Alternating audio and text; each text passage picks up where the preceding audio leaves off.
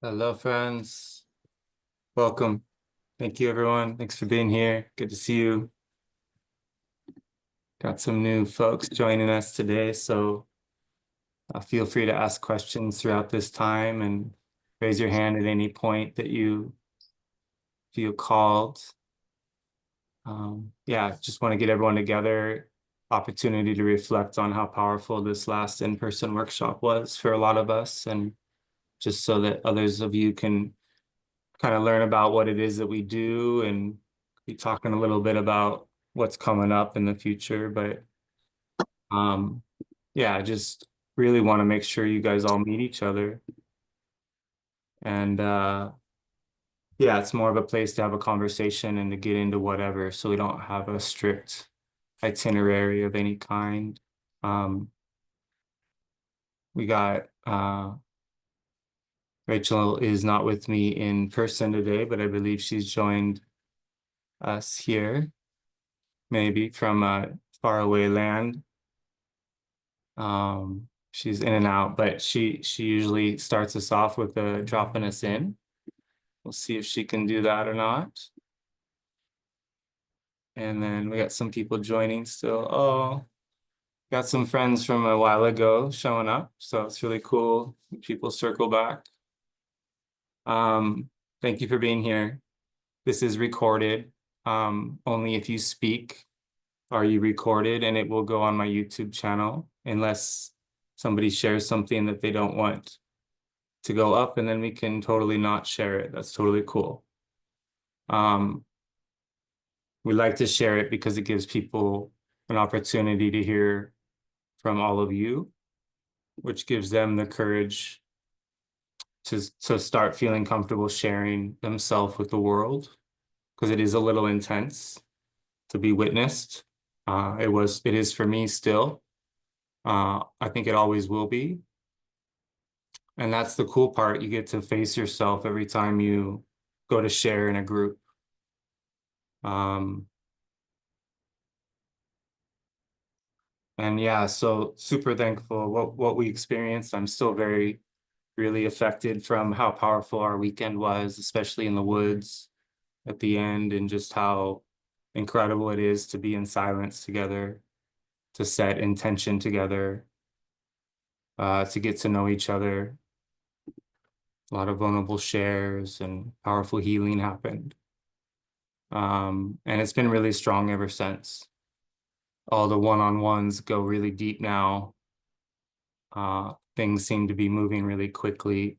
People are dropping in much deeper than they were, and for me as well. So speaking of dropping in, Rachel, would you be open to sharing with us what you're doing and drop us in?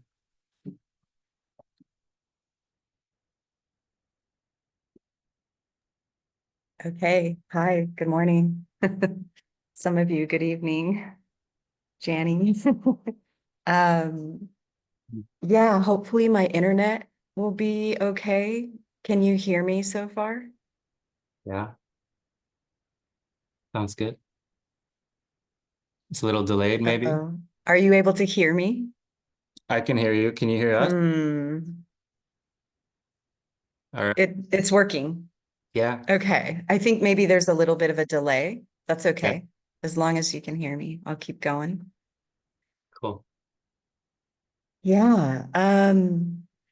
It's so interesting. I'm sitting here in a place that a woman's dream that she created here on the east side of the Big Island. So Hilo, if you know Hawaii, never been to Hawaii. And I was invited here. It's a lifelong dream for me. I felt this place deeply within my being most of my life.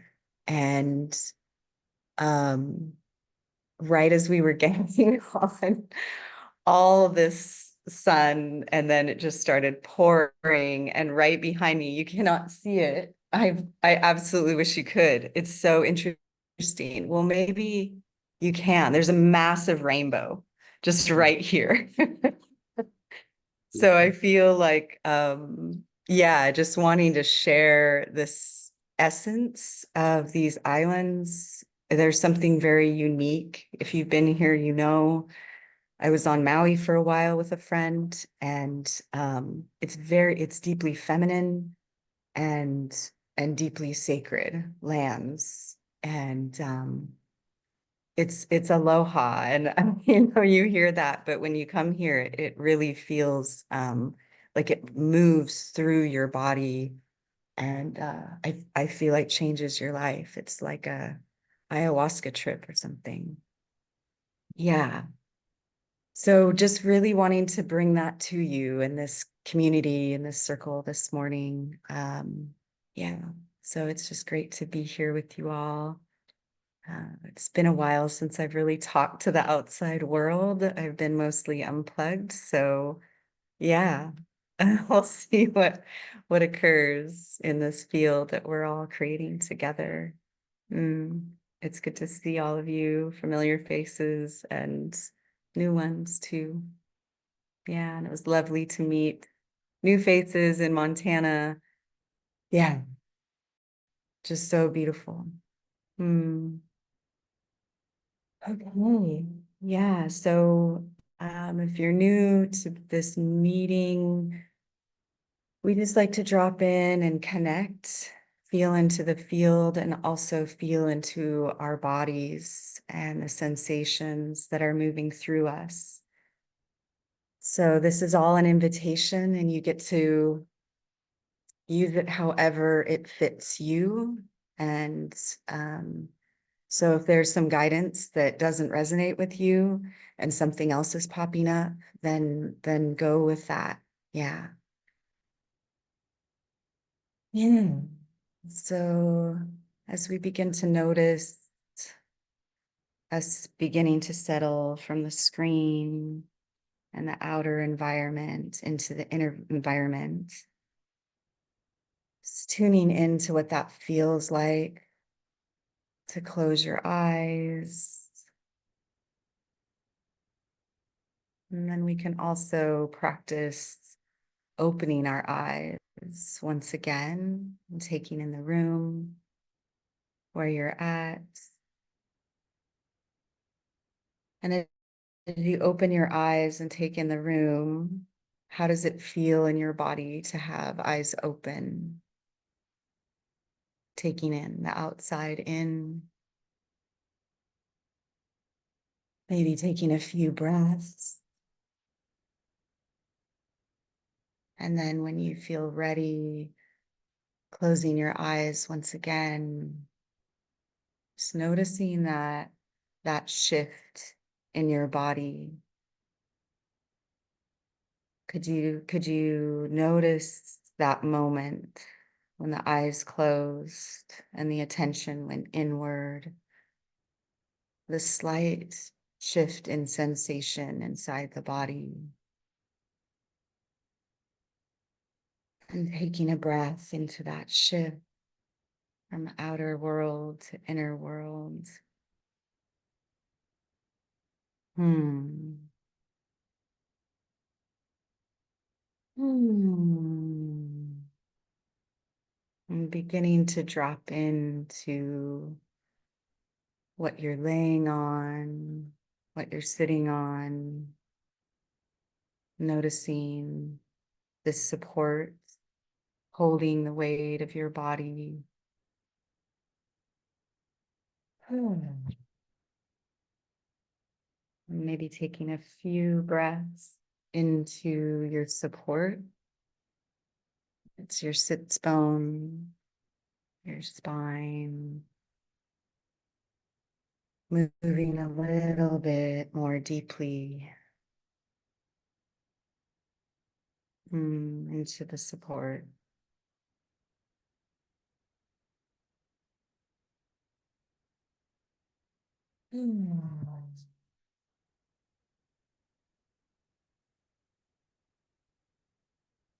And tuning into whatever you've come here with in this Zoom call, in this community. Yeah.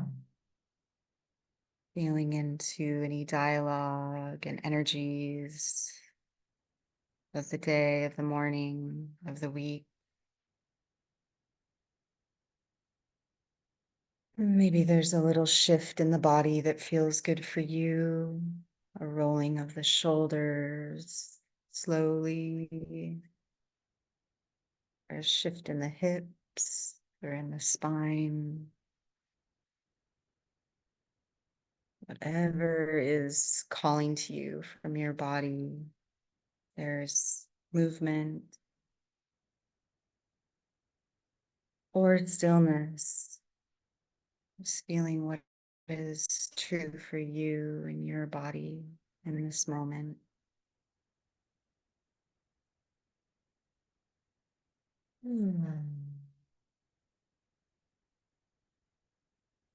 And coming to the head and the mind, the face.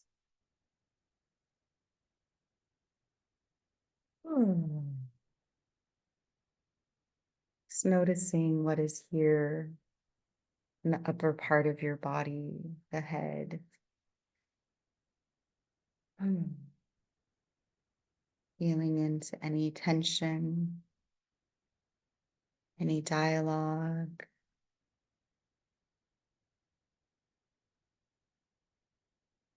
Feeling into any expressions left over in your face. Any tension in the facial muscles.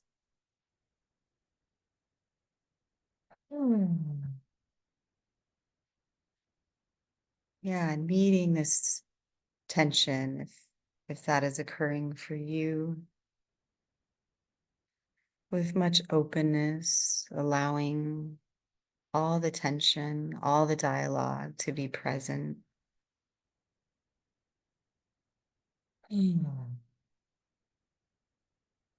Feeling an opening in your heart for yourself, for all that is occurring in your body, in your life. Just allowing it to settle and be. Or maybe it's phonetic and it's rising and it's busy. So whatever is occurring for you in your body, it's welcoming that experience of sensation.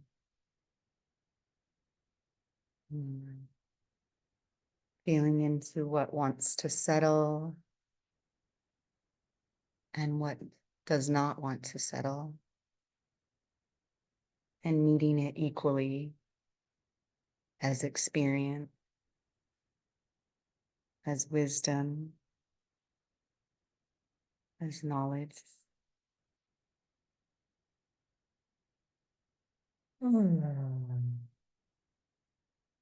And maybe bringing your attention into your jaw. And if it feels good for you, you can begin to stretch your jaw really slightly and slowly, however that feels good for you.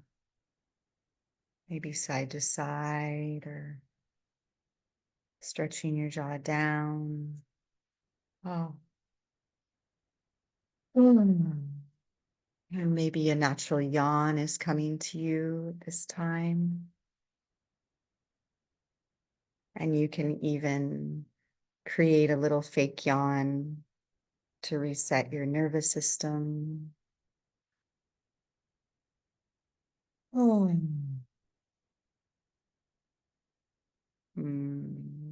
Maybe noticing that the energies in your body may be dropping back and down. Mm.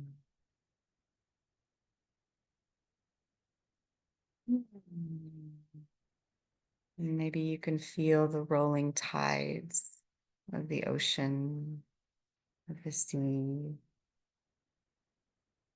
how our energy rises and falls, how it can feel tense, and how it can dissolve and melt. and drop. And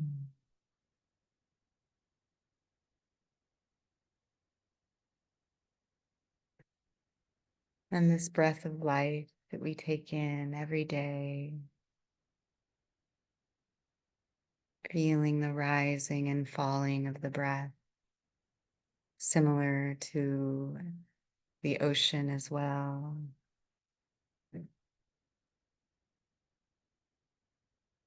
Mm.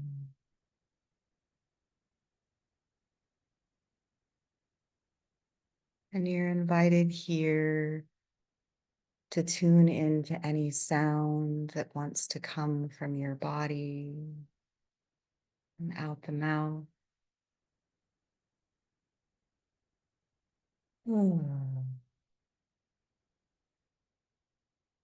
So on your next exhale, just feeling into any tone or sigh, just any release of sound that is coming from your body and wanting to exit. Oh.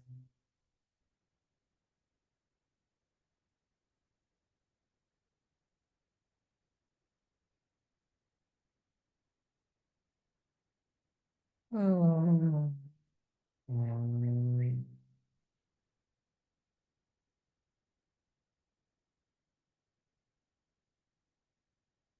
And the sound can be small or big, can be a very quiet hum. It can be a roar, a big release that's loud. It can feel soft and like a song, or rough and abstract and strange, maybe a sound that's never come from your body that you've heard before. Just playing with sound here.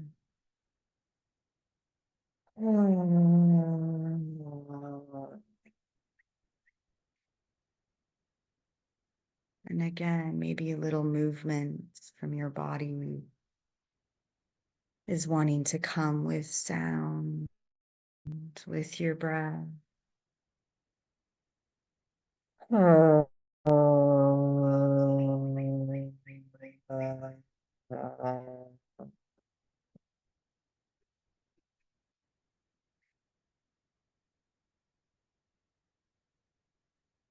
We give the body this opportunity to breathe and make sound and move. This magic can occur. It moves, helps us to move through whatever process we are in. Every single one of us is in a process. Just feeling into what your process is now. Inside of this breath, inside of your sounding, there's this wisdom that is being shared with you from your body. And just trust in whatever is occurring for you in this moment. Feeling into your heart center. Um, Maybe there's a release in the back of the shoulders, the back of the head, the back of the neck. Uh,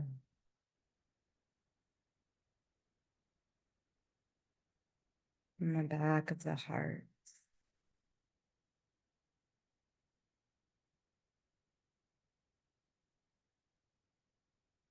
And feeling into the spine, like slow moving seaweed in the ocean. Oh.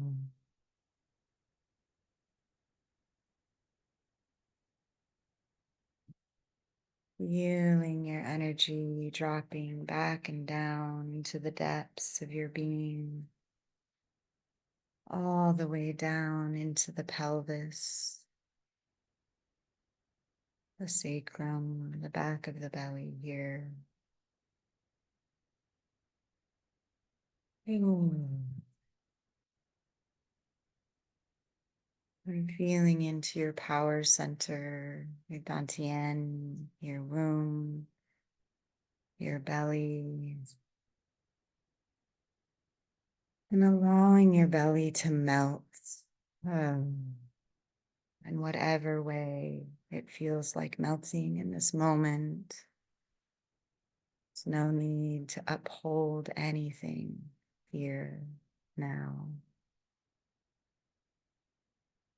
Just a call and an invitation for softening, allowing the soft belly to present.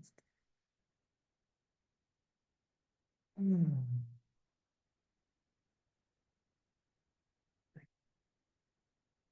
maybe deepening your breath into the depths of your body. Or maybe a deeper inhale is naturally coming to you in this melting.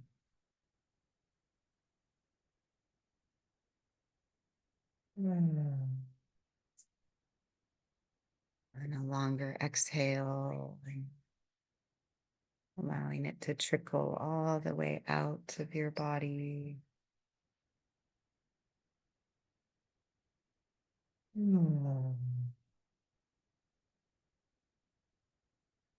Just noticing how this breath of life enjoys traveling throughout your body. And taking note of any place in your body that is wanting extra breath, extra attention, extra love, extra medicine, and tuning into that part of your body, making more room for this part of yourself, and listening, softening, loving, in whatever that way looks for you.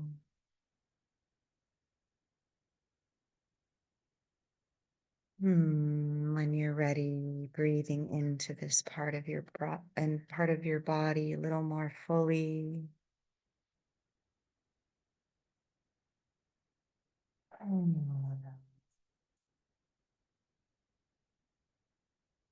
Again, listening, nurturing whatever is here for you, feeling into your compassion for yourself and this part of you.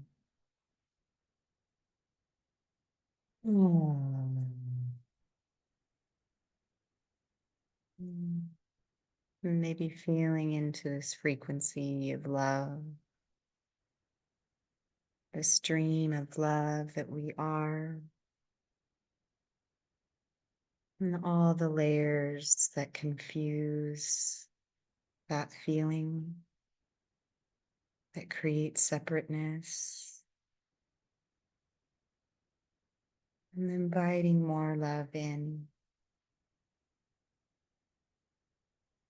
feeling the gap, that separateness dissolve as you dissolve and rest into this unknown space of coming home to yourself. It becomes more and more familiar as we continue on our path, separately in our own places around the world, and together energetically in person and in these Zoom calls. And taking a moment from this inner environment that we've been tuning into, and coming out into this outer environment where we link up with our frequencies and resonance, our love and our heart. And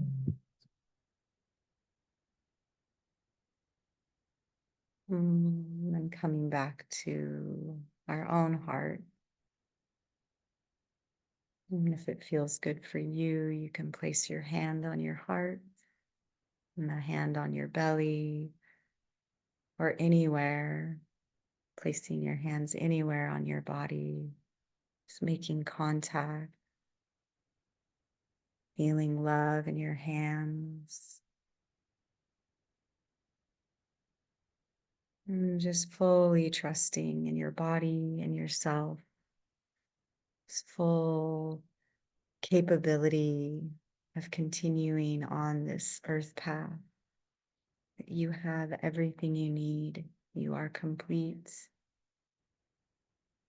You are fully loved. You are loved. Hmm.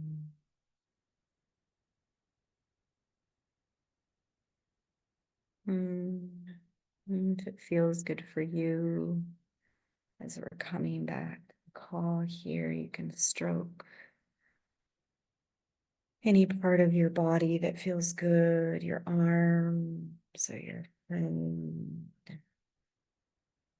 Maybe tuning in to a part of the body that doesn't normally get touched. The neck, the chest, the belly, the legs, whatever's calling to you. This gentle, loving.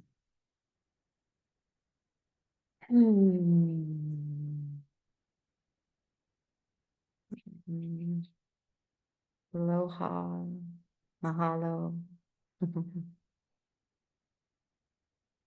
Much love. Thank you.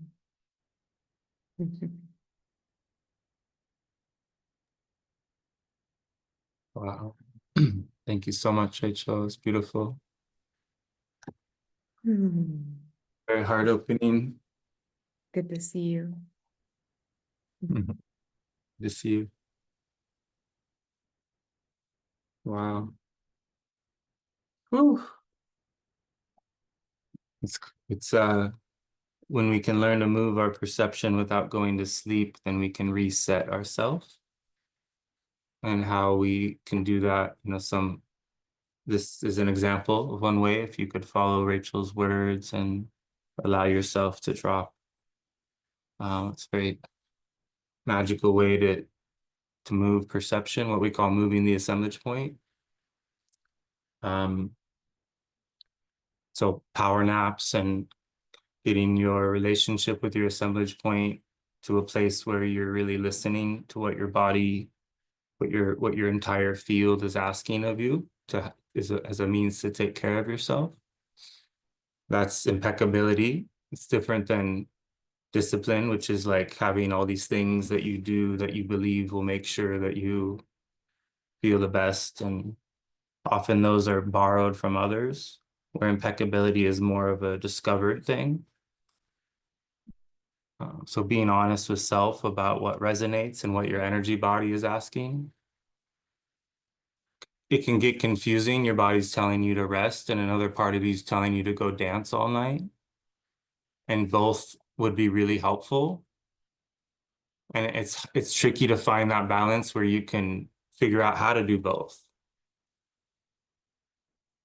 And being realistic about where to kind of place the magic. And as long as you believe in what you choose, it seems like as long as once you've committed, there's an opportunity to make the best of it regardless. And so we're always making choices. And the world is really incredible place, but we can get really contracted and afraid to go out, or we end up getting very private. And I think we've all gone through a lot of intense experiences with that. So it's been really powerful to do this work together, to come together, have a place where we can talk about the challenges that we've all been experiencing with society and conditionings, religions, pseudoscience, all these things that a lot of us are seeing and learning about are helpful ways of coming out of hypnosis. And the assemblage point has everything to do with hypnosis. So the more we unbind from limiting storylines, and like Rachel was saying, realize that love is available to receive, that there is an opportunity to heal in every moment. And I think that's the hardest part, is undoing the stories that created limitation around that. So that's why we do the magical passes and focus on recapitulation, because it seems to have an effect on breaking up stagnant energy that was accumulated over time in the past, and it reveals the areas in which it would benefit us most to focus or to reflect upon. But ultimately, the overall goal is to be able to stay in silence for long periods of time. And these movements are easier than meditating, because it's just, you just keep doing them until silence happens, rather than trying to get yourself to stop talking. It sort of happens more because the body gets inside of what it's doing, like dancing. And so dancing is probably even more powerful. I mean, it's our ability to express ourselves in a more free expression is what, is where the biggest healings happen for me. And I imagine for many of you.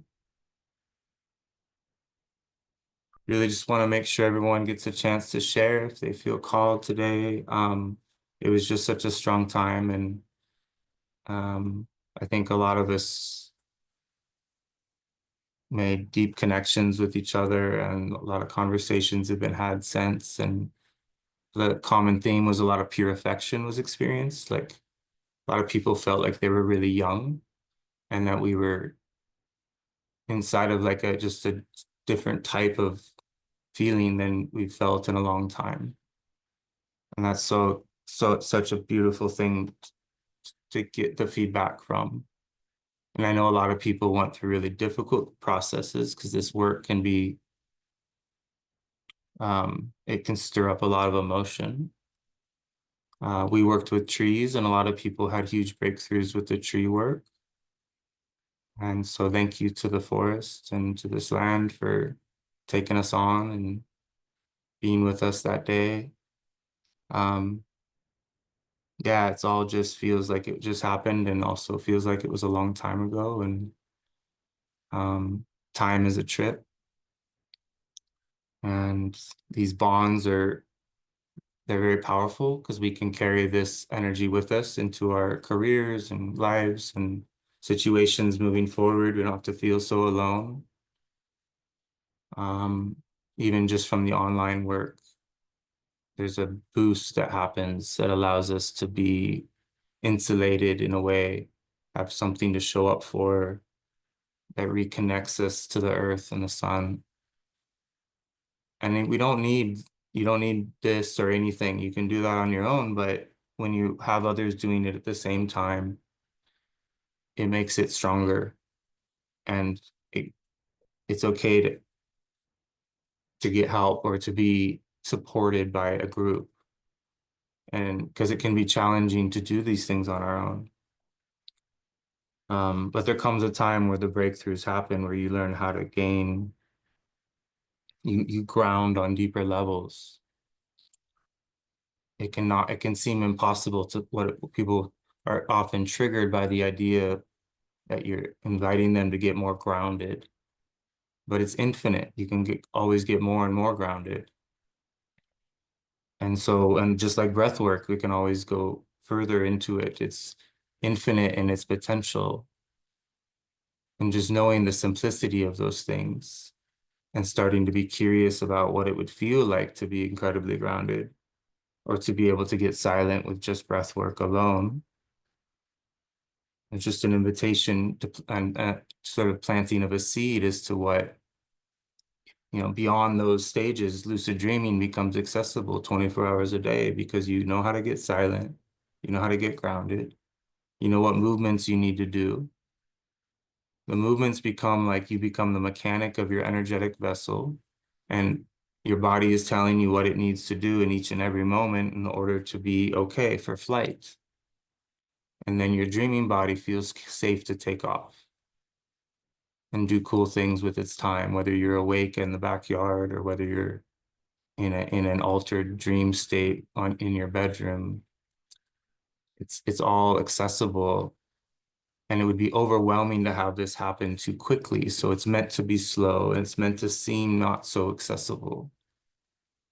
And the costinated material has been really helpful to understand what goes on in the process of adjusting from normal perception in the world of reason into the world of, moving from talking and thinking to dreaming, feeling, and seeing. That's all we're doing. We're going back to the telepathic. It doesn't mean we won't be able to do talking and thinking. We'll be able to do that even better than before, but we'll be able to spend time in these altered states interacting with the energetic side of things. And that resets your energy. And so when you come back to the world of talking and thinking, you have brought the magic with you enough that you are able to not be offended or triggered or at odds with whatever is whatever you're there to still do. And then you get to change your life over time as to what those things that you're doing are. And so I sort of did it backwards. The goal is to get a foundation and dream your life into create a structure in which you can then bring all this magic into. I went way into the magic with no foundation or any structure. And I'm lucky to be okay. But now I'm having to figure out how to, do it in reverse in what's considered often reverse order. But um, we do need to be able to be fully functional here if we're going to do really deep energetic work. In theory, some people may be able to do it differently. But if anyone feels called to share an experience that they had in person, or if anyone has questions who's new to the community, just wanted to set the field with the understanding the assemblage point does move. The movements that we do make that possible more and more so that we don't require mushrooms or anything in order to get there. Yeah, so I know it's a lot of people here, maybe intimidating to share, but it's the going first is where you get the gold. Yep, Janet had a feeling. I didn't put my hand up. No, I'm serious. I did. I put my hand up. Okay. Yeah, okay. I'm very happy. And the retreat, that was my third one. So I am a truly Montana, I don't know, Los Angeles driver. It's 20 hours and I feel like in it all the things about leaving time, and I also had a bumpy way on the way back. Mhm. Um, and I'm wondering now if I moved my assemblage point in the parking lot at the AutoZone. The autos, like literally that's what happened. And so I wasn't going to share it because I didn't want to re-traumatize myself. And then I'm like, but wait a minute, this is really important to share because I did leave my body and maybe I wasn't. I've done this procedure. I have a driver Mercedes diesel, full up, there's two gadgets. One says add blue, it has a blue cap. One is for the diesel. That's where you put the diesel in. And I got a little notice that said it's time to add blue. So I drove to AutoZone. I'm in Salt Lake City. I still have 15 hours or something yet to go to LA. And I walked in the store and I bought the thing, and there was a really, really angry man in front of me. Very, very angry man. And so I'm justifying and making stories in my head of, okay, that man's anger made me lose my mind. I walked out and I poured the add blue into where the diesel goes. I literally did the weirdest, fucking most expensive mistake I have done in a very long time. It was, and the people in this, I had immediately had to have my car towed. AAA, thank God I have AAA. It was the first time I ever used it, and literally, and I'm like so embarrassed. Oh my God. And then the guy in the repair shop is telling me how I'm an idiot. And yes, I agree, I'm an idiot. And oh my God. And well, anyway, it's a profound story because I'm back now. It's 2 weeks later. I fully processed it. I've forgiven myself. My car is fine. It was $1,400. And the guy told me it might have been $20,000. And I had a panic attack and cried my eyes out in front of everybody. He told me it was going to be $20,000 and 3 days I was going to have to spend in Salt Lake City. Fuck. Anyway. So anyway, I lived through it. Whatever. It's a story. It's a dream. Joel, this is a dream. And I, now I have some comedic material. I could do a comedy show, right? Like, not that I ever will, but just, I wanted to share that because it's my choice whether I'm going to call this re-traumatizing or whether I'm going to call this moving my assemblage point. I'm calling it, I moved my assemblage point. So there. And Wow. I'm so grateful. And I will never stop doing this work. And I'm not the best at memorizing the magical passes, but I have other talents. And anyway, that's my share. I love you guys so much. It's so good to see everybody. And I hate Zoom. And I love you guys anyway. So there you go. Thank you. I love you. Thank you, Janet. Wow. Yes. What a powerful share. And yeah, that you did the full year with me. We completed a year of courses online and in person, and thank you. And it's such an honor to work with you. And I'm so sorry that you got that opportunity to learn these powerful lessons about the assemblage point, but now you know. It is a real thing. You can get very ungrounded when you get into these altered states. And so you want to get past Salt Lake City before you deal with stuff. You don't ever want to stop there. There's a lot of witchcraft in Salt Lake City, but no, I'm just kidding. It is intense how and when to panic or when to do things or which exit to choose or which auto parts place to go to. Different things like that can make the difference. So we learn to be really intuitive inside of challenges like that. And but regardless, I believe that that was the perfect lesson, and you're able to let go of the materialistic anger around the loss and receive the gift of the experience, because this whole place is pure experience. There's nothing you take with you but that. And so you graduated from the mislabeling of that experience. You gifted yourself that opportunity to transform what would be typically a very fear-based negative to people that haven't been doing this kind of work. And so that's the goal. That's worth more than the 1,400. And it'll open doors for you going forward. Beautiful. Thank you, Shannon. Jess, welcome. Hello, Janet. I commend you for speaking on Zoom. We share an affinity for, like sharing yourself to a group. And so thank you for going first. You gave me the courage to speak here.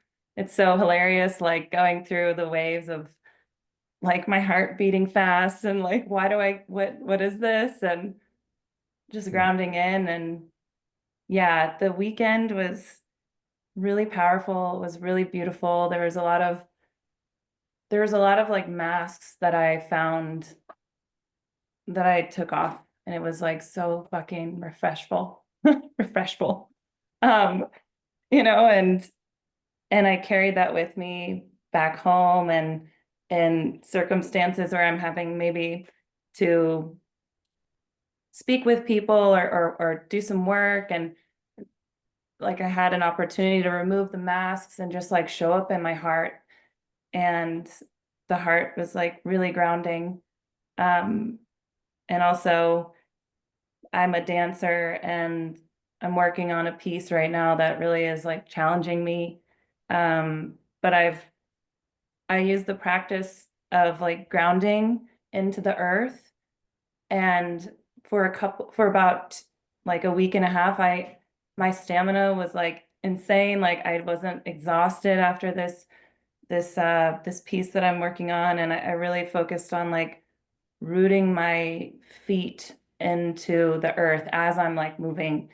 And it's just like bringing this up reminds me again how powerful that practice is. And spending the day outside was really incredible. I think I'm like a pretty, like I know my directions pretty well, but I actually got lost. I got really in touch with this tree. I even sang to it. Rachel invited me to sing, and I maybe one day will sing, in front of a group, uh, but I sang in front of this tree, and yeah, it was really beautiful. And then I got like lost and actually had like a serious panic, and I thought that was hilarious too, because the group was just like right next to me, but there's just like a little mound that kept me from seeing you guys. And so that was like really cool to go through. Uh, and yeah, just finding like more joy and ability to keep things a little bit more light and like humor. And yeah, so thank you. This beautiful weekend, and yeah, I'm excited to continue. Thank you, Jess. So happy for you glad you found us and got back to the wolf pack. That can be really triggering. It can trigger like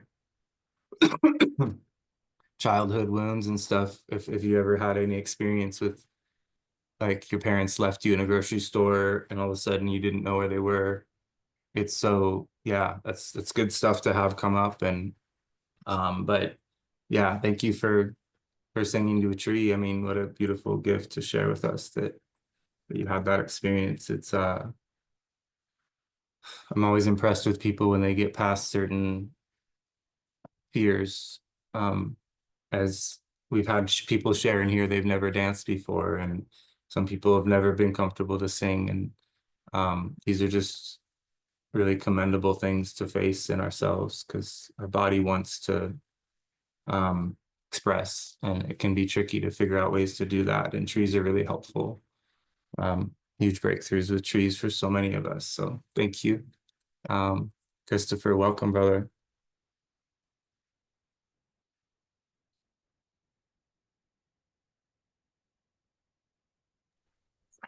Hello. Yes. Amen. Uh, um, wow, the retreat sounds awesome.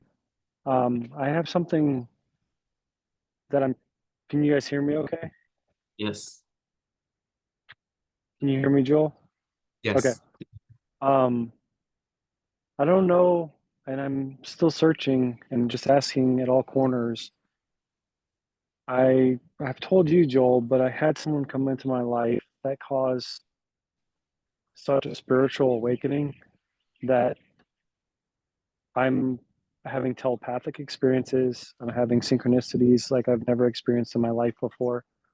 And I'm discovering through the Toltec or shamanic path that I can hear between my thoughts.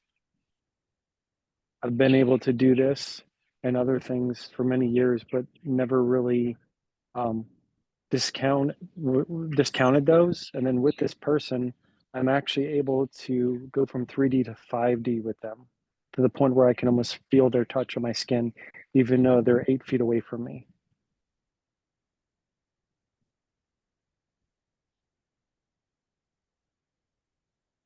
Yeah, really exciting. Yeah. Powerful.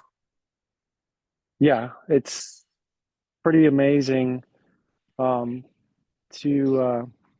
come in contact with another person that's just spiritually awoken, or even more so than yourself, and you get locked into them without even knowing. You're actually pulled like a magnet towards them, and that's where I want to work with you more, Joel. I'd love to be able to make it out for a class, but I want to work with you more on the 5D transition within the lucid space, and to see what I can discover. Beautiful. Yeah, man. Absolutely. It's happy for you and for how you are affecting each other. And it is I do recommend, you know, reading the material that Taisha's book and Carlos's books, because of how sobering of a perspective they offer as to how real and how much it speaks to the dangers of expanding our perception, and gives realistic ways in which to take care of yourself as these gifts come online. Because the assemblage point moving in the way that it is for you is amazing, and the potential is infinite. But yeah, I do try to remind people to focus on, or I recommend focusing on the recapitulation as a means to use that capacity, rather than try to master the gifts that are beyond that, because the recapitulation will give you the guidance as to what doors to open and when. It's like the past, as it heals, it presents a strategy as how to get through the rest of it without getting too high, too outside of yourself. Because it is tricky territory. So I just want to remind you of that. And but congratulations at the same time. It's not every day that all of a sudden everything changes forever. So congratulations on the fact that you were boosted by the presence of another awareness. And I understand, maybe not to the degree that it happens so quickly to you, but it's a real thing. Yeah, it happened fast. Yeah. It happened so fast that the other person, who's been very experienced in alchemy and Reiki, she's a Reiki master. Yeah. She was blown away at how quickly I was evolving through our interactions. Amazing. I look forward to working with you, brother. Thank you for sharing, and appreciate you being here. Awesome. Welcome, Susan. So thank you, Joel, and thank you, everyone. Thanks, Christopher. Hi, Susan. Hi. Thank you. Much gratitude, Joel. My heart is extremely full. Well, mine too. I have a few things to talk about. First, I want to talk about the bones. I really didn't think I was going to get any bones while I was in Montana. The open space by my house has been leaving me bones since 2018. I have a nice collection of bones. Anyway, where we were at for our outdoor meeting, I met Joel the next day for a one-on-one, and I got there about a half an hour early. So I went on the other side, and this tree was calling me. So I went and sat down by the tree. And this wasn't the first time I heard it. I heard it a couple weeks ago, but the bone woman is an ancestor. So then I had my one-on-one with Joel, and then I went my merry way. Well, I wanted to go back up to that same spot that same day, because I was leaving the next day. So I drove up there. I went to that tree, and I was sitting there. And all of a sudden, I see this moss hanging from this tree, and it was about 30 or 40 feet away. It said go. So I went to the moss that was hanging there, and it was pointing straight. So I followed straight. And I get out onto the trail, and there's this dead tree that looked like a bone witch woman, and had her left hand like pointing this way. So I look over there. And these are hanging in the tree. Oh my God. This one is like 15 inches, and this one's about 12, and they're connected. There's some kind of leg bones. I don't know what they are, but I was like, oh my God, I got my bones from Montana. Wow. I know. Anyway, when I came home, I was good for a couple days. What day did I get home? Last Wednesday. So what, Thursday, Friday, Saturday, I think I was really in a really good space. Well, then Sunday, and it was 2 days in a row. It was this profound loneliness all across my chest. I sat with that for 2 days. I would hike up in the forest, and I could feel the trees feeling my loneliness and my sadness. And I'm like, where is this coming from? So I went to my recapitulation stones, because I couldn't think, or I couldn't see, or I couldn't feel where this profound loneliness was coming from.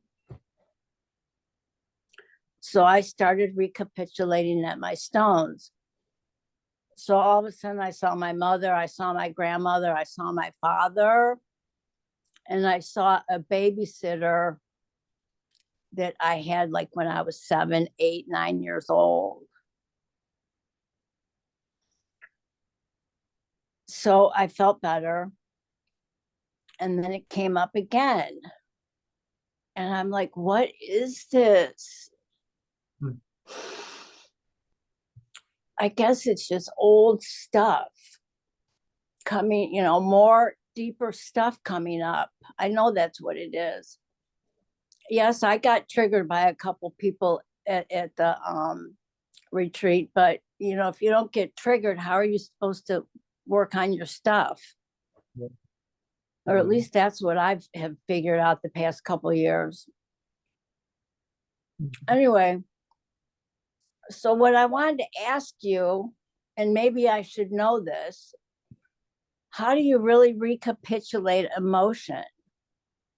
Yeah. Amazing question. Can you tell me? You just went through it, so that's there's, someone recently told me about doing dry fast and going like 7, 9 days, and that all this stuff comes up. And so sometimes it's magical passes, or just becoming a really powerful person. Who knows what is going to do. The breakthroughs come with a lot of reveal as to what's actually going on a much deeper level, because we wouldn't have been ready for it surface until, so our body's intelligent, our system's intelligent, it's doing its best to present things when there's room for it to be processed. But you do learn to eventually get creative with how you breathe, and interact with feelings, and feelings and emotions are one and the same, but the emotions have waves. The emotions come through you like it's almost like puking one wave after another. And how we learn how to ride those waves and not exit, stay inside of the waves instead of come out of them. To a point, some people get stuck, and so it's okay to get help, so that somebody can help you come out if you're riding the waves and you get caught. Like, I'm not saying that it's necessarily always to stay forever, but emotional healing isn't done through recapitulating as much as it's done through crying and Okay. then realizing that something came off of you. Mm-hmm. And then you're able to recollect or reclaim, really when you heal in the present, the past is healed as well, because your perspective on the past changes. So there is a domino effect, actually, just through an emotional healing can be even more powerful than any recapitulating work. Okay. Yesterday, okay, so my neighbor, we had to put her into assisted living 5 years ago, and she has dementia. I had to take her to get a blood TB test because I'm flying back with her to Michigan next week, because it's too expensive out here. So they're taking her back to Michigan. She didn't have any kids. Her nieces and nephews are back there. So I get to go back to Michigan for almost a week. Anyway, I went into Oakland, and I wasn't in a real good space yesterday. I'm completely much better today. But people, I mean, I'm literally seeing the programming in people. I mean, I literally saw it. I don't know how many times yesterday. I mean, I don't know how to explain how I see it, but I see it, and it's crazy. It's just crazy. Yeah. Freaky. Uh-huh. Yeah, it's good. I mean, this is the whole point eventually, is to be able to see it and understand it, so that we can understand the way in which our programming is. It's anthropology, essentially. It's the study of humanity just being in the world. And it's insane to think of how deeply programmed we've all been. Yeah. Since we were tiny. Absolutely. Yeah, this can be a disturbing moment to cross over and really reflect on how this whole thing works, how the way in which we perceive reality is based on how our parents perceive reality, or whoever raised us. They raised us, they raised our consciousness.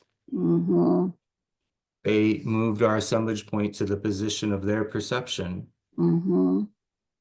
And now we're trying to undo that. Thank you. I will definitely be at the next retreat in August. Wonderful, Susan. Thank So good. you. I'm thankful to have you. Thank you for sharing. And I'm so glad you were able to get to the pain, and you'll be able to do, if you'll be able to interact with it in different ways the next time you get an opportunity to feel that stuff. And then that's the alchemy, is the being able to, rather than try to fix it, feel it, be with it, sit with it, and express through it. Thank you for being vulnerable with your share today. Thank you. Yeah. Love to all you guys. Hey, Joel. To you. Yeah. Yeah. Love Yeah. you, Susan. Do you mind if I Please. say a little few things? I just wanted to speak to that question a little bit.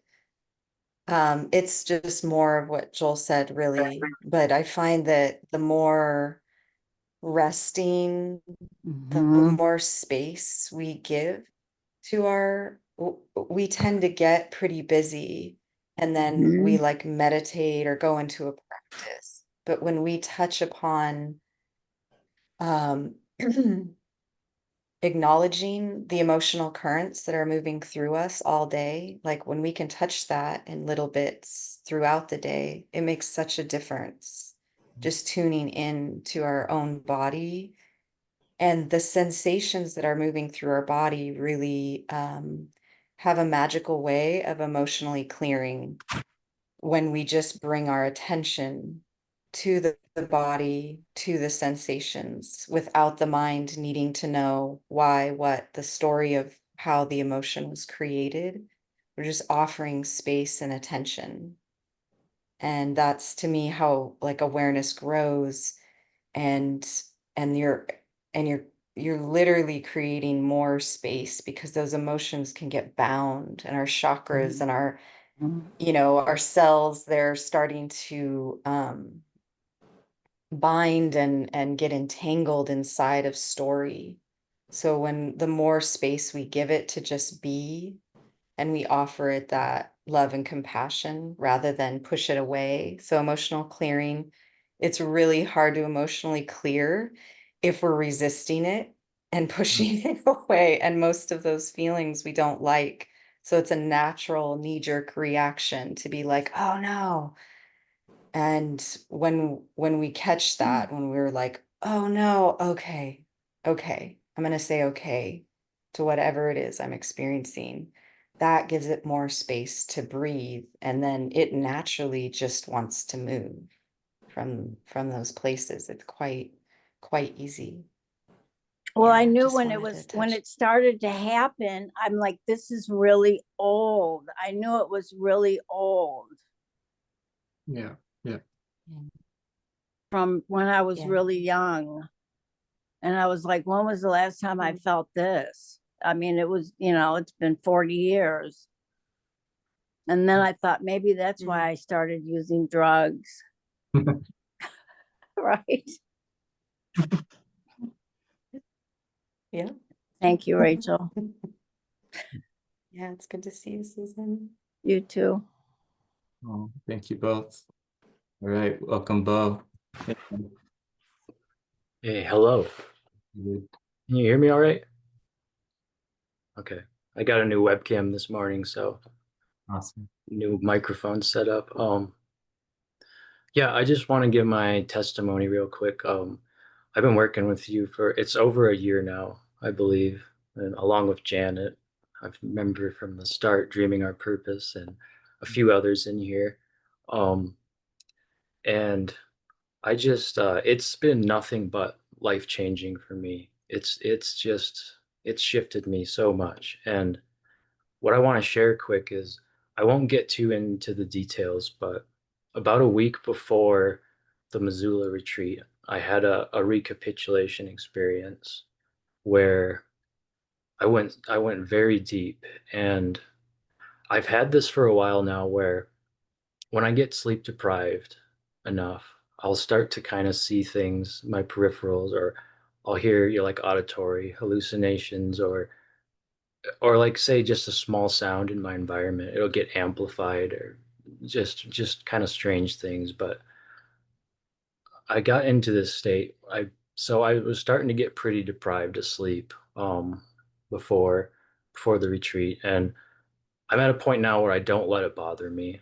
I'll just work through it. And this time I had taken advantage of it and just would recapitulate instead of, fight going to sleep. And so without going too far into it, I reached a state where I ended up basically hearing my own voice as a child calling out for my mother. And it sounded like it was like from a movie, like it was like echoey, like coming from another place. And that opened up the single largest emotional release I've ever had in my life. I mean, I wasn't crying. I was screaming like I was a little child again, and I felt the effects for days after that, and it changed me. Just that event changed me completely, and I cannot be more thankful just this work and everything, the retreats and the group and the Zoom calls. It's been nothing but helpful for me. So I just wanted to give that short little testimony. There's a bunch more I could talk about, but just wanted to share that with everyone. Wow, that's so profound. Thank you. Unbelievable. Truly, like hauntingly beautiful. Yes, it was haunting for sure. I was haunted by, you know, my own past. And I grieved that. I grieved my childhood and let so much stuff go. Just let it go, and it felt amazing. Like I could literally feel it come out of me.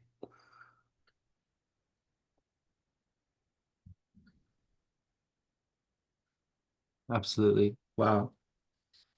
Oh, so happy for you. Thank you. Thank you for sharing that with us. And yeah, these are it's amazing. The inventory, it's all there. It's all available. Um, hmm. All right, Timothy, welcome, man. Good to have you, brother.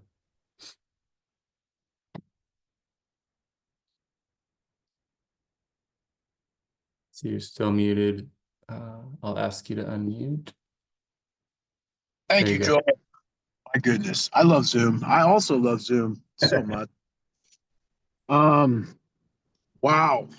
Thank you everyone sharing that opening. That opening was amazing. It just melted me, Rachel. So thank you for that. You know what's been coming up for me over this last few days is like I kind of came out of a cult too before this one. It wasn't like an extreme cult as nearly as extreme as some other folks have been involved in, but it, it was a cult nonetheless. And in that cult, we were very much blaming the Jews for like everything that's gone wrong with civilization, which is very convenient for me, and I love to blame Jews for everything because it gets me off the hook, right? And when I started to reach out to other groups, people who are into Castaneta's work, couldn't help but notice that there's a tendency for them to blame Rome or the Hellenistic cultures for where the archons were able to get in. You know what I mean? And I'm like, that's very triggering for me because I love my Hellenistic cultures, and I take that very personally, and I want to be like, no, no, no, it wasn't us, guys. We've been framed. You got to understand, it wasn't us. But over these past couple days, I'm like, yo, bro, like maybe put yourself in someone else's shoes. How does it feel for them when you're sitting here? Because I have Jewish friends and stuff, and I was like straight up tell them, like, yo, bro, like the archons got in because of Abraham and because of the Apostle Paul infecting Rome and taking over the military might of Rome. And like, what is the subtext? I'm blaming you for everything that's gone wrong with my people. And like, it's good for me to feel into that and be like, hey, how does that feel, man? How does that feel for someone to be blaming you for the archons and for Waikiko, you know? And maybe that's good for me to feel into that for a while because I mean it's all just blame game at the end of the day, you know. We all just I like to play the blame game so I don't have to take responsibility for what I've done or haven't done. Mhm. And I don't want to. It's like I don't want to let that crap get in the way of me having access to a community like this, Mhm. you know, because in the past I have. And so yeah, that's been kind of coming up for me, just like how much can I allow for other people to have perspectives that I maybe hate, and how much how can I stay with it, stay with my own emotions and things of that nature. So that's one thing that's been coming up for me, and I felt like I needed to say it. I don't want to like harp on it over time because it's very divisive and stuff, but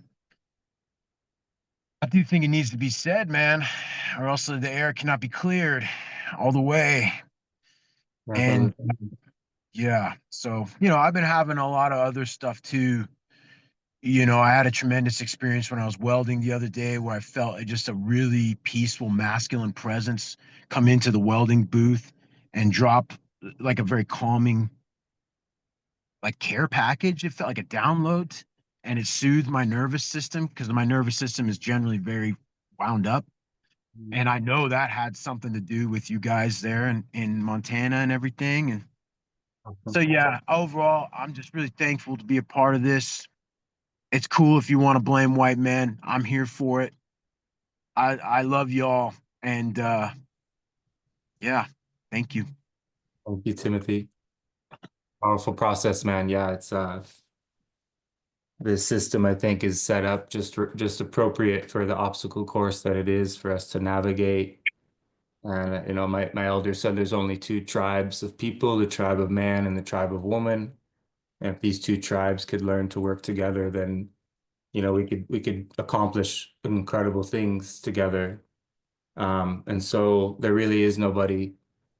There's the enemy is within, and the only way to heal is to get to know the program within you, and and everything then will change outside of you. What your focus is, what you interact with, and what perceptions you entertain, and then we create our reality from there. That doesn't mean that we don't speak our truth or go through the stages of being honest about what we see or think or feel or have come to understand. That's part of being real with oneself. So thank you for sharing that powerful process of reflecting back on what it is that you're projecting by interacting within these feelings. I'm so glad you felt the energy from Montana in your welding time. Like that's what it's all about. Just is us all being able to feel and connect on a deeper level so that someday we don't need the cell phone and the Zoom calls and we can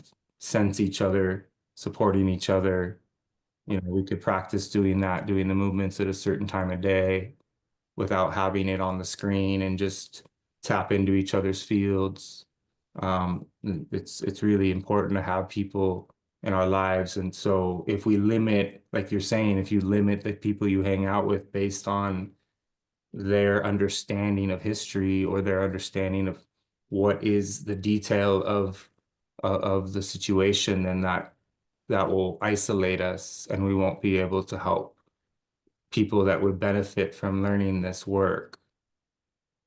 And then, the veil lifts in different ways at different times for different people. So powerful share. Four. Hi. Hi. Hi. I'll be very, very brief. I'm here in the island of my childhood in the Caribbean by total fluke. So I just want to say hi to everyone.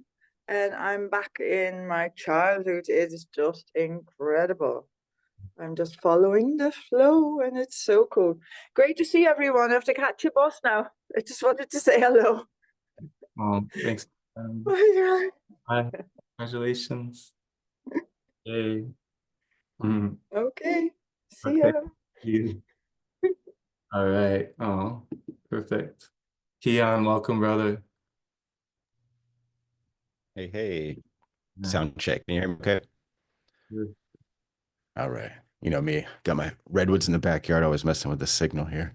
Which I'm going to start with. I think that I wrote it down because I love this. I'm going to say the quote of the meeting from between you and Jessica. Joel, you said, thank you for singing to the trees. I just thought that's cool. It's like a book title.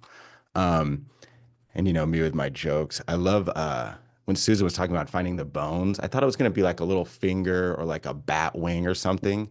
And she pulls out like freaking two femurs. You might be like implicated in a murder mystery from like 30 years ago at this point. That's amazing though. It's hilarious. And um, okay. I heard this on a talk earlier today, but I love my words, my anagrams and stuff. And he said, scared is also sacred. That's a good one. Scared and sacred. So yeah, embrace that. I'm going to fly through a few things because I got a lot of stuff in my mind. But here's a little, when you said, Rachel, about Maui, um, it's one of the heart chakra. It's the heart chakra. Well, you'll see a discrepancies in how they do the chakra of the world. So it's the heart chakra, and Maui literally starts with Ma. So Ma, anything that starts with Ma is the great mother, the Ma. So it's literally Ma of you and I. So that's amazing, the mother of you and I. And Haleakala, I think, is a specific spot there, even more so. But yeah, Maui. First trip I ever took, I was like 2 years old. We went to Hawaii. But before I was born, here's a cool little story. My mom was, I honestly think maybe in the same area you were at, and she was driving with her friend, and there was this like dried up lava bed, right? And she sees this woman out there with this fiery hair, like literally like fiery hair. And my mom's like, who who's out there just like walking around like some like random, local whatever, not like hobo or something, but like who's just out there? And her friend just so nonchalant was like, "Oh, that's Pele." And my mom's like, "You mean like Pele, Pele? Not like someone, Pele Anderson or, someone's name." And they're like, "No, it's Pele. She comes around sometimes." And it was so like nonchalant. It was literally, and my mom being her old hippie spiritual self, Berkeley Psychic Institute, all this stuff. She just was like, "Oh, okay." And it was just like, that was that. And so I'm going to ask her about that because I saw her, I'm going to see her tomorrow. And yeah, that's freaking amazing. That's super cool. Um, Here's something though, I'm going to switch gears. Kind of crazy synchronicities when you think of it. And I really want to appreciate whenever I get an email from Joel about a community meeting, it just lights me up. And these are really powerful connections, amazing whether you're in person or not. It's hard to get to some of these. I mean, there's finances, there's a lot of things. You can do it. I've told my story enough of how I went to the one in August. It's amazing to know that you're still going, and I can hear some modifications you're doing with some maybe one-on-ones and different things. And what a cool process for you and Rachel, for this in particular, just to go through and create. And so thanks everyone for being here. Like for real. And I mentioned that because tomorrow, and I did not plan this. I used to laugh at people. I'm in recovery, alcoholic, but I'll have 3 years sober tomorrow. And so my sobriety date's 4/20, which is stupid because I still smoke a little, but I always just thought that was funny when people had sobriety dates of like New Year's or Christmas, but that's pretty cool too. And that's hard. I hit a hard relapse. A few years ago, I'd be drunk in my car randomly in some spot on some country road in Humboldt County here with my dog. And now I'm on a meeting with some powerful people, healing. And it's a heavy heart because one of my best friends that I grew up with just died like a couple weeks ago, overdosed. And I hadn't seen these guys in like 20 years, a lot of them. And we were like the tightest, like most amazing. We were like the skaters. We used to go catch the bus, not the bus, but the train up to San Francisco, skateboard all day. We're like 12, 13 years old, just running around the old drinking with our, shoulder tapping to get 40s and, putting $5 on our weed sack. Like, like the homies, we had so many adventures, so many, like every day, just like the tightest, coolest group ever. And it's really sad that he died. He had a lot of stuff going on, but at the same time, the weirdest thing, and I know a lot of the healing of just, and I've always known it happens for a reason, but the synchronicity level of the last year and a half or so, and just understanding and doing work and meeting up with y'all. And just so you know, you're doing work without even knowing it. Just connecting on this is work. It's not always deep, insane psychoanalytic, therapy where you're going into some repressive. I mean, that's part of it. But like, so just for me, it's really come to this culmination of like, I was so sad to hear that he died, and knowing like me being in recovery and my other friends trying to reach out to him over the years because it was down in the Bay Area. I was like, man, I probably could have said different that they didn't know what to say because it's just different. If you're not an addict or alcoholic, just don't know really, but you can try. And I'm like, no, but that's his course. You gotta stop digging the hole, put the shovel down. It's your shovel. You got to put it down and then look up and realize we're up here trying to help you, but you got to start climbing out yourself. And, that was his fate, I guess, if you will, the synchronicity of it. And so I only say that because what was more sad was that I haven't seen these people in like 20 years, some of them. Yeah, like phone calls. And it's like weird. And I'm like, oh yeah, they could have called or come up here to Humble. It's not that far. I'm like, but the phone works both ways. And how come I didn't reach out? And so that was more sad to me. So next week, I'm going down to San Jose and I'm going to see friends that I haven't seen in a long time. And it's going to be really amazing. I'm already going to propose having some like every other month Zoom meeting or something because I mean, I know we all had friends growing up, but I swear we were like the coolest, no offense, y'all, but we were like the coolest, like just insane. Anyway, and so I cherish those memories. I'm just thinking, man, at least Jason was in my life and he was actually there. And I'm digressing and kind of taking over right now, but I was burned when I was 12 years old. It's a whole nother thing, like really crazy story. But he was one of like 4 friends that were there, like literally while it happened. And of those 4 friends, 2 aren't here anymore. And I'm like, wow. And I'm going to see Brian, who is there. I'm going to ask him so many questions that I need to like find out about when I was 12 years old and just little memories, just little things that are just details. I'm putting these things together, even street names and dates and just crazy synchronicities. And so it's really sad. But again, it's like this weird, like, I hate to say it on the pretense of he's like, his death is bringing us together, but the homies are coming together. And, that's just how it is because we're going to laugh a lot and share a lot. And there's a big power in that. And I can just keep going on and on. But I just want to say, I know I said this in a meeting before, is always dance till your deathbed. You know, your time is now. And if there's any regrets or anything, whether it's physically, mentally, spiritually, like just start addressing it now. You're not going to fix it now, but just start the ball. And like I said, even just being on a call like this, I saw, someone mentioning this is the first time here. And, it's hard to share, even if it's just a quick hello, but even just being here, your presence, hearing this on Zoom 5 days from now, 5 years from now. So that's what I'm going to say. And then just one last thing is it's springtime and there's a lot of flowers out there and stop to smell the flowers, like for real, not just the roses, but all the flowers. And the last memory I have is we have a lot of sand dunes here in Humble, the northern coast up to Oregon. And there's these little ground covers, these little tiny yellow flowers. And if I didn't have that mindset, like, no, stop to smell them. Sometimes I always have to force myself, like, come on, Keon, like some messages up there, like the great mother, smell my flowers, and I like get down, like I literally had to get onto the ground or the sand dunes to smell these little things. And they are pungent as a mofo. You'd never, they're like a weed almost. And I showed it to a girlfriend one time and here's the last thing. And so she's like, how the hell did you know these smelled so good? And I was like, because I'm that weird, cool dude that gets on down on all fours at the sand dunes to smell flowers. And my dog will come over and be like, what are we doing? And anyway, that's what I'm going to leave with that. So I see some faces here. I'm going to go to Confluence here in a few weeks. And so I hope some of y'all will be in there. There's a montage video and Janet on all the planets was in the background. And I was like, oh, she was there. Hope she's there again. But just being here, y'all, I just want to share the love. And yeah, reach out to friends and family if you haven't talked to them. The phone weighs 1,000 pounds. That's a little AA saying. But just pick the fucker up and dial some buttons. Call your mama. Give her a big hug and kiss or whoever it is. So thank y'all. Wow, Keon. Thank you, brother. Amazing.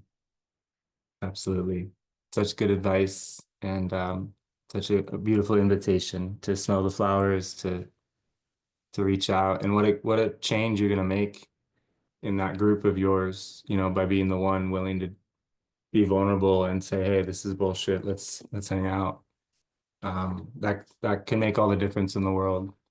And it's the 100th monkey thing. It'll inspire me and others to do the same.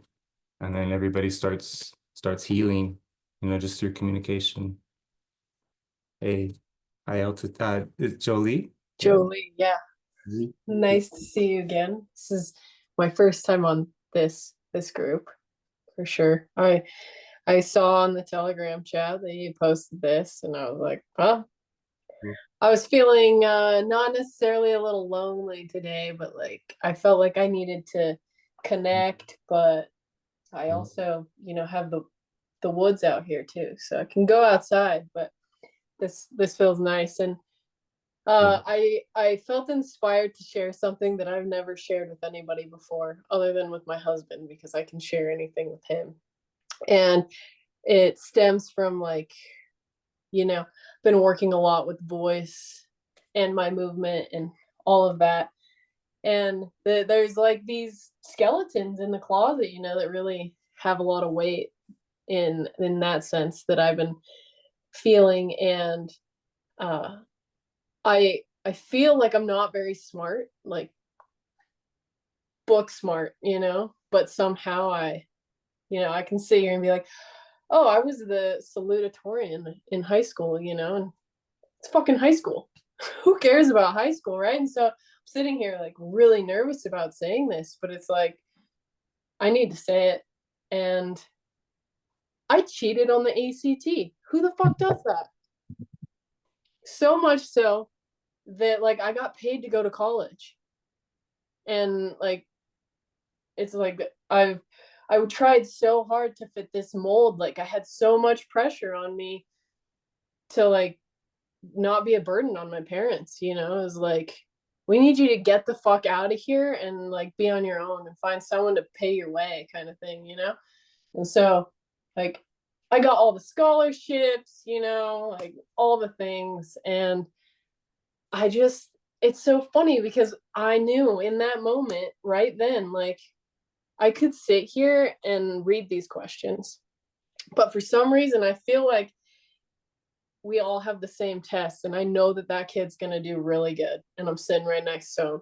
And I didn't even try to do it myself. I just did it because I knew what I was like, I'm gonna get where I need to go. And it's just like there's been several times in my life where it's like I can play this fucking game, you know, and I'm not feeling guilty about it anymore, which is really refreshing, you know. It's kind of funny because most people are like, they look at me and they're like, oh, she's so smart, you know, like she went to college. It's like, it's just a fuck, like, who cares about any of that? Like, I feel better knowing like that I am a kind person and that I can, you know, hold space for people that, you know, need that in that time, you know. And so yeah, I appreciate all of you listening.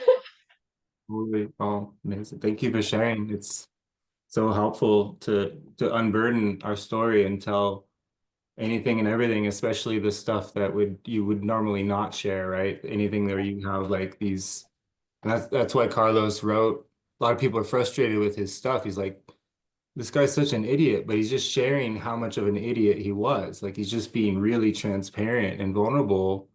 And that's the only way to truly recapitulate, is to tell the totality of what happened and not leave the parts out that would make you seem different than you are. And so it's very liberating to do this, and it totally makes sense. You know, there's no judgment, because the whole indoctrination program and the system, and that you saved that energy and that stress by navigating it. You know, it's like Catch Me If You Can, the movie, where he just shows up and he knows what to ask and what not to ask. You know, it's the world will provide you with how to navigate and do certain things that are way above your head if you cheated on things to get there. And it's just to being able to adapt. Yeah, sorcerers actually do that on purpose. They go get themselves in situations that would normally overwhelm people, and sign up to, you know, tackle something, knowing that at any moment they could just walk away and say, oh, I lied, you know, I can't do this. Or they can just keep going day after day and keep learning and learning and adjusting. And pretty soon they faked it till they made it. And that's really what everyone is doing. Even the people that are like dense and book smart and doing all the right things. And this is going to trigger people. People are going to be offended at this because they spend all that time and stress and energy and money. You know, so this is heavy. This can be heavy stuff to bring up, because there is this part of us that's in comparison and resistant to people that break out of the box and find solutions that are magical, that we want to put it back in the box and say, my suffering has to equal yours. And that's really tricky stuff. So we want to celebrate anything that is triggering around these kinds of ways in which we think we're supposed to be conditioned. because the religion, and my dad would always say, he would sing the song, get a job, dad, get a job, or whatever it was. And he was just constantly just putting this fear into me that I had to have a job, and it just became this terrifying thing.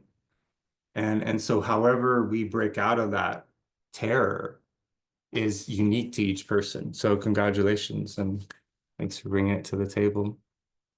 A lot of what we're going to be doing in my online course. Yeah, Michael, go ahead, brother.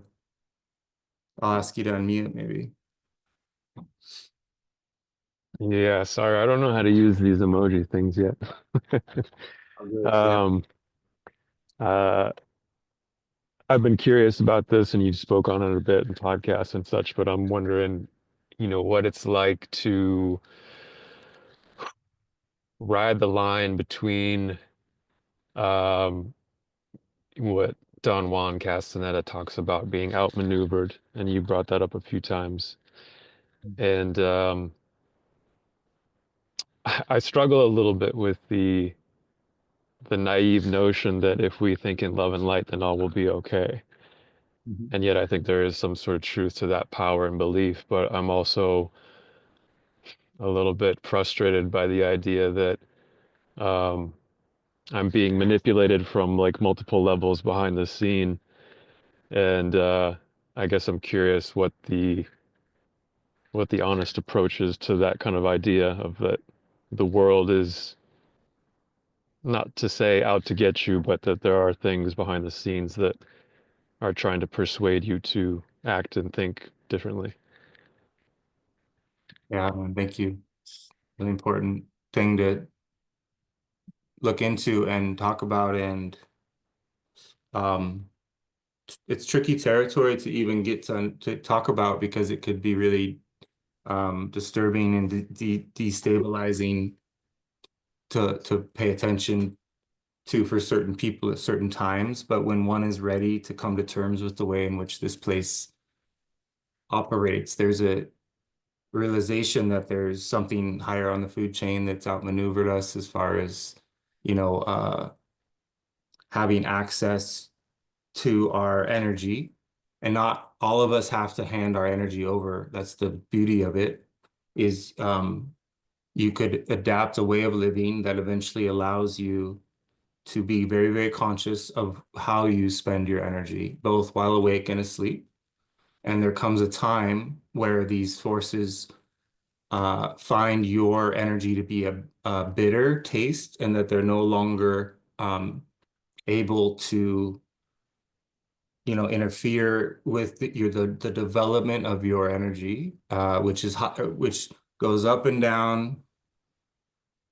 They stop being able to keep it, like that. You just have more creativity and imagination on how to dance inside of this dream.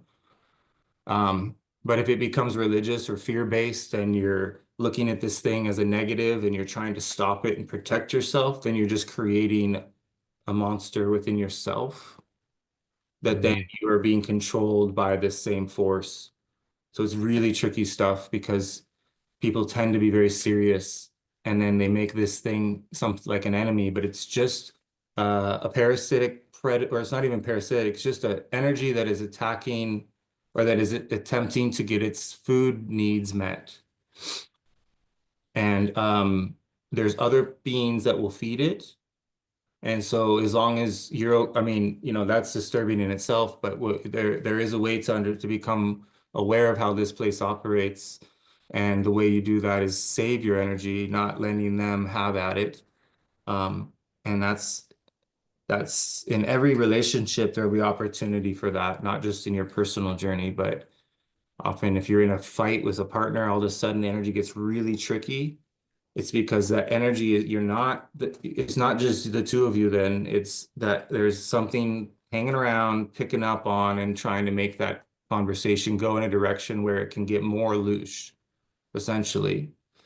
And you have to give it to these creatures from all the war and all the complication between man and woman and the pornography and all the ways in which this place is set up. These forces just have outmaneuvered us.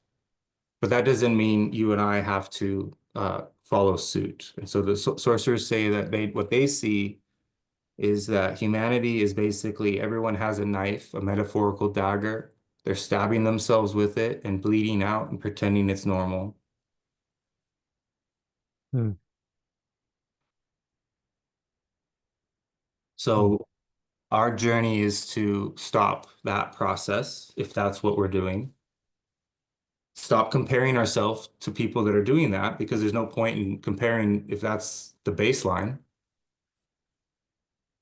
And then we start looking around more strategically at the energetics and start dealing with the emotional wounding that's keeping us in that hungry ghost stance, in which we're not really being honest about the pain we're in. Therefore, we're trying to get our needs met in areas that are keeping us in a perpetual circle instead of a spiral.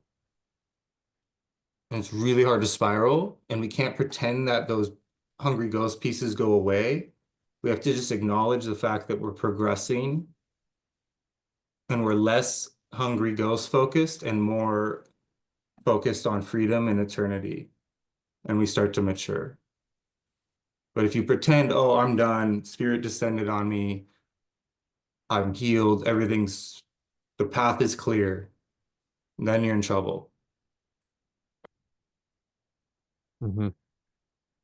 Yeah, I started to drop such a heavy No, question no. here towards the end, but that one's been on my mind a bit. And yeah, I think the words that stuck out is, being honest about your own pain. And I think it's easy to see or feel how, one has come along in their own journey, but it's also still pretty easy to not acknowledge all the things that's so easy to avoid, the traps of our own minds. And I think just the intensity of things these days, I feel more aware of the traps that I keep falling into that are old traps, and even the idea that there's something out there that can get me, that can attach itself to me, feels like a trap. And in some ways, I even had a problem with that when I read that in the Castaneda books. Is like is this itself a trick into um, falling into a trap of that there is something out there that can get me that I can't do anything about. And so, yeah, and I think that ultimately just falls back to this trap of fear that it was instilled some time ago. Amazing. Yeah, it's good you brought that up. I mean, I it's good that you're skeptical of and see how entrapping it is to speak of these things in this way. And it's a valid thing to be skeptical of, and don't let me or those books or anything keep you from your intuition. Some of us in here have encountered this thing regardless of the books. We've let the books go, and we went out and we found out that there's a lot more going on than meets the eye. And it's disturbing stuff for me, but it's not disturbing at all because it helps me understand we're not alone, and that, that there's so much more to this realm than we could ever even understand. And it becomes more and more mysterious, but there are presences. And as we become more capable of being silent, we'll be more aware of these presences. And so silence is worth it. Silence is such a beautiful thing to have happen, that it's worth the intensity of realizing the other side of the coin and being aware of things. And then once you realize how capable and powerful your perception is, then regardless of any interference, you still end up living your best experience possible. And you're not in a fear-based mindset. If you're not getting fed off by interference, then you're no longer in the fear-based mindset that would allow you to be. So it's kind of like a contradiction, being aware of it and not attaching to it. celebrating your existence, regardless of whether it's true or not, living your life as if you're going to live here for a very long time, but also live your life as if this could be your day, your last day, and do what you really need to do or what you really want to do with your time. Because that's where the passion and the intensity and the impeccability gets really available. So we can go without sleep and we can do particular things that will break patterns and create adventure. And sometimes one action or two within a short period of time can free us in a lot of ways. So thanks for bringing up this, this piece of the puzzle. Yeah, thank you. Douglas, welcome, man. Hey, brother. Coming. Hey, hello, everybody. It's good to be here. Didn't make it up to Montana, but I plan to maybe in August coming up. I've just been doing the passes from the previous class, right? And reading a lot, Castaneda books, the other Saucers Crossing, etc. Listening, driving, watching spring come on, and Masters of Lucid Dreaming by Karatiti is amazing, and the spiritual trauma and how it comes up, right? How if we pay attention, it's coming up, and then how to meet that, process it, do the recapitulation. It's so full and inspiring, and bringing lots of wonderful gifts of healing. So thank you for all that. Grateful, looking forward to more. So good to have you, Douglas. Thank you for sharing, man. So happy you found this work, and thanks for being part of this share, and happy for you. Oh, hi, Rachel. You can just speak. You don't have to raise your hand.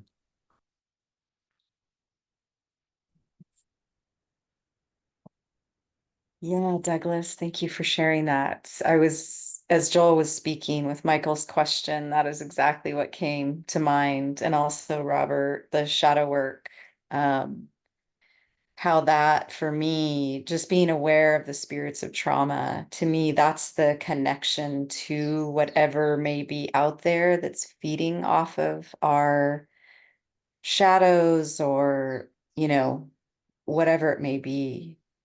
So to me, it's not so much about, somebody said it in the chat as well. Like it's an interesting thing, because if we go into what the mind thinks that is, then we tend to go into fear or a position similar to fear. And I really have almost completely dropped that concept. I don't experience that on a daily basis, but something that I do is continually come back to my body and my own experience of what I'm having with the consciousness that I do now that feels limited. And, I want to know. Yeah, thank you, Robert. Exactly. Trauma is like hooks in the aura and the luminosity. Yeah, and so when we go to be with our shadows and not push this energy into the shadow, because I feel like that's where it can get loose and hooked by really anything. I mean, if we're in a group of people and the stuff is coming up, that goes through the energetic field. It goes through our nervous systems, we're connected to to everything. So what's out there, I don't exactly know and experience, but I'm starting to get a deeper sense of what's going on in here. And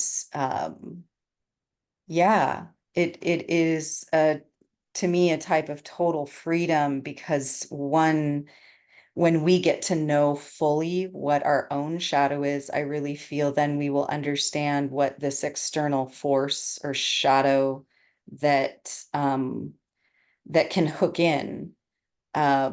Because when we know it, there's nothing really to hook into, because we've already faced it. And so there's nothing to get our attention through our stories.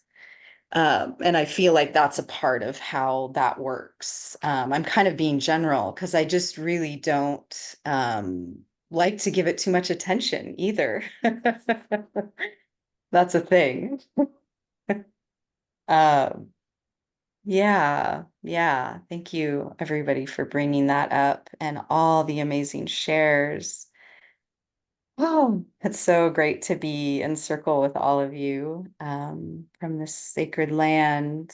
And oh, there's a little one here. And Keon just sending so much love for your loss in those ways, and also what's beginning again, or continuing on. That's really beautiful. Yeah, and I did want to speak a little bit about this whole feeling I'm getting about Hawaii now that I'm here. I really recommend it for everyone, especially whether you're a man or a woman and you're deepening into the feminine and those more subtle energies that are soft. And it is something that suddenly every woman that I speak to that's here, that hasn't been here, that has been here and is coming back, they're all saying the same thing, that the feminine here called them and they knew what they were going to feel when they got off the plane, and then it happens. And there's just this, it's really indescribable, but it's such a deep softening into just beingness and being with the elements, like in a really magnified way. It just kind of stops you in this silence and the beauty of it. Yeah, and I do believe, Keon, yeah, when I was here, I didn't know, but women were saying this, and I got here and it was like, oh, this is the, we use the word divine feminine. This is the portal. This is the heart center of the world, whatever you want to call it. Yes, yes, and yes. I've never experienced anything like it, and I wish it for everyone. And I only was able to come here because of friends and flyer miles. And, so there are ways. I never thought, I didn't know how I would ever make it here. So I just feel like in deep, deep gratitude for, yeah, for this massive gift and to be invited here and to be with Pele. That's another story I think I'll just bring up, is the woman that I'm with now. I just got here last night late on the Big Island. She's on the Puna Rainforest area where there was in 2000, about 5 years ago, there was a massive volcano and everyone was evacuated, and she stayed. I think she said there was an interview about her online as well. Someone interviewed her about the woman that stayed. And she just, I think she had some sort of merging or with, guidance from Pele, the goddess of, you know, I'm not sure. I don't want to describe because I'm not exactly studied in that, but you can feel that energy. The lava went underneath her property and was a mile away, and it was just black plumes for like I think 4 months. And she stayed and she stayed and she shared with me her story last night, of what that was for her and her nervous system. And it was life changing for her. Her property is 20 acres and beautiful, and it's wild sacred lands, and she works with the natives, so yeah, it's a thing, and it's very inexpensive because she is at the base of a volcano, so you could imagine the energy here. And one of the reasons I'm sharing this, not just my personal experience, but this is yeah, a dream that Joel and I invested in about 10 years ago, and now I'm entering it. And it just so happens that it is a retreat center for 22 people. And that isn't on the books. I'm just exploring that, but it is in the field of our offerings and what's starting to circulate. Would love to share it. Yeah. Yeah.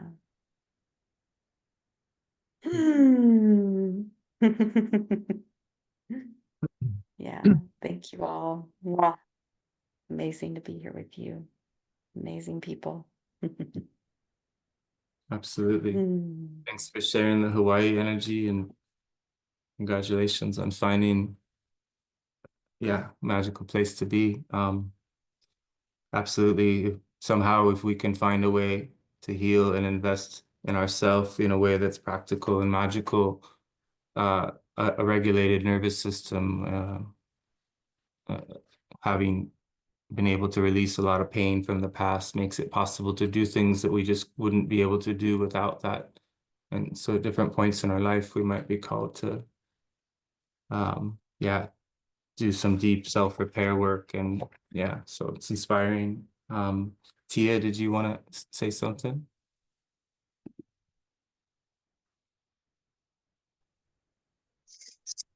Yeah, I can share something, or can you hear me okay?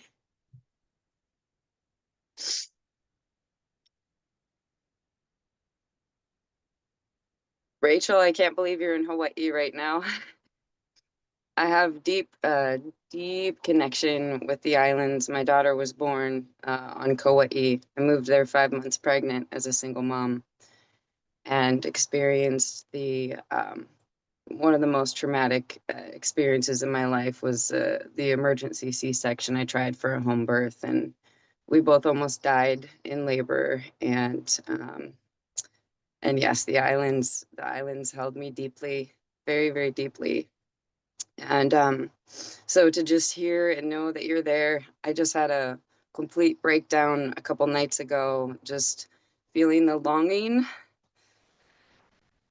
for the feminine and for the islands, and the C-section that I had. And I just started crying, like missing my time and connection with the islands. It feels like it's so far away now. I used to be able to bring the jungle with me, but the trauma from the C-section, I hadn't done work. I didn't know how to clear it and how to heal it. And so this work that we're doing, these magical passes and these shamanic movements, are helping grab and move and loosen up the gunk and loosen up the trauma. So nothing can be resolved until it's revealed. And these movements are revealing it, are bringing it up. And in a way that I'm not going and talking with a therapist, like sitting with a therapist and they're telling me what to think or how to think.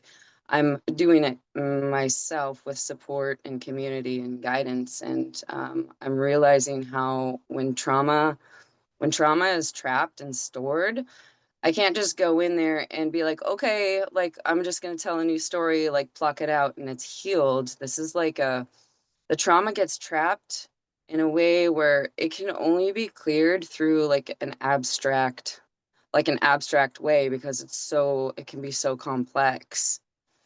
And so just moving the trauma without thinking about it or talking about it has been extremely, extremely powerful and really, really helpful for me. And at the in-person in Montana, I had so much come up. Like when I came back here to Oregon, I came down with so much, like a huge cough and so much phlegm. Literally felt like I was coughing phlegm up from the incision from the surgery. Like I could feel, yeah, I could just feel it coming from my womb, coming out from there. And then it got stuck in my throat. It felt like I'd been karate chopped in the throat, and it's like stuck in the throat. And it's been, a week and a half since I've been clearing it. But this work and doing these movements and being involved with this community, it's allowing me the support and the tools to move the stuck stuff out like on my own, you know, without someone doing it for me. And that's where I feel like the rubber meets the road, where I can actually make progress. And this has just been, I'm overcome with gratitude, and I'm on board, and I'm in, and I just like, thank you, Joel. Thank you, Rachel. Like, I love you too for what you're doing. I just thank you so much. Just, yeah, pure affection for you both. And finally, I have some tools to start clearing this stuff. I feel like all of my scars that I've had from all of my surgeries are these little boxes of like goodies in there that are just trapped.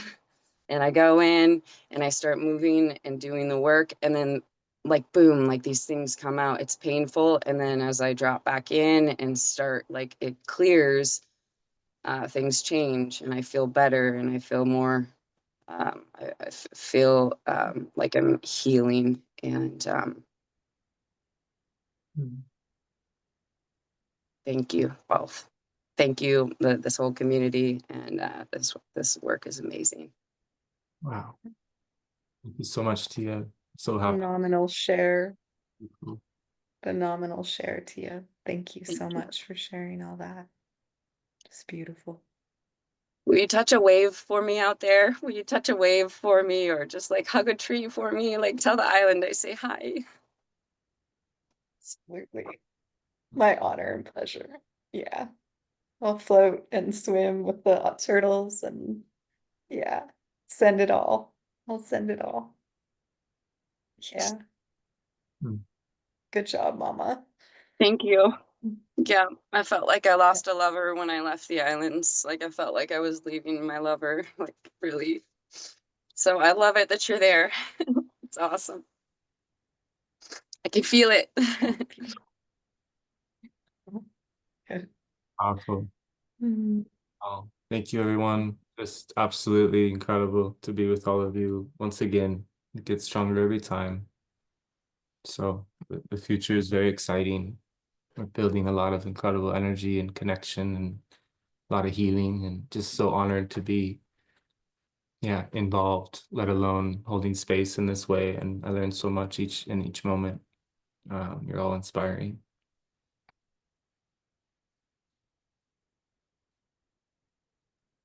See you next time. Take care. Thank you. Love Thank you, to you everyone. all. Much love. Aloha. There's a Aloha. good one. We inspire. Thank you, We Joel. aspire to inspire before we. Oh, thank you. That was beautiful. But yeah, Thank you. inspire to inspire before inspire. Have a great day, everyone. Beautiful.